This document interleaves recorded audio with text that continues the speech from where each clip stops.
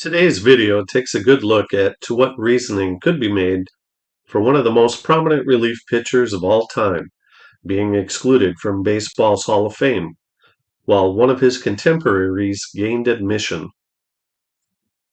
When we look at these stats, we can see that they are quite similar, with very few categorical exceptions.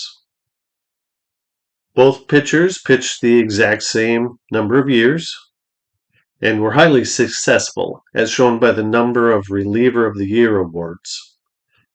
While I'll give the nod in wins to Sutter, I give the nod to Quiz in the lower loss total. So these two categories even out in my mind.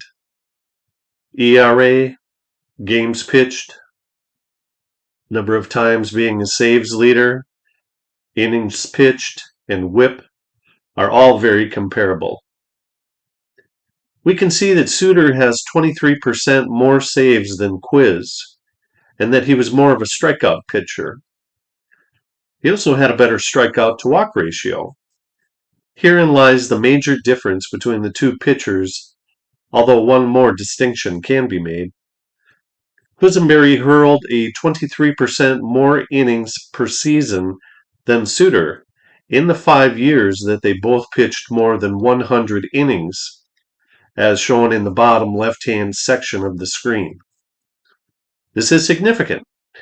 Not only that he was more of an innings eater than Sutter during their prime years, but also that he was trusted to pitch in more high-stretch innings, presumably, while still maintaining a lower career ERA than Sutter.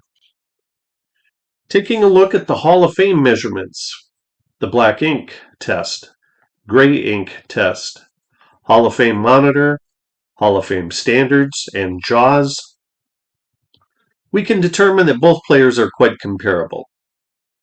However, the Hall of Fame voters looked upon these firemen in a far different light, for whatever reason.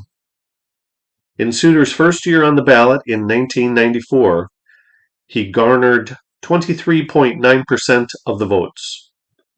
It took him 13 years to get over the 75% threshold required to gain induction. Quisenberry, on the other hand, only received 3.8% of the vote in 1996 and subsequently fell off all future balloting. That was total nonsense. Do you think that Dan Quisenberry's lower career saves total than Bruce Sutter's warrant him being excluded from the Hall of Fame? Hall of Fame voting for players who fell off the ballot still occurs, such as the Golden Days era committee. Let me know in the comments if you think Dan Quisenberry deserves to be a Hall of Famer. If you enjoyed this video, please click on the subscribe button and click the bell notification button so you'll never miss one of my brand new videos.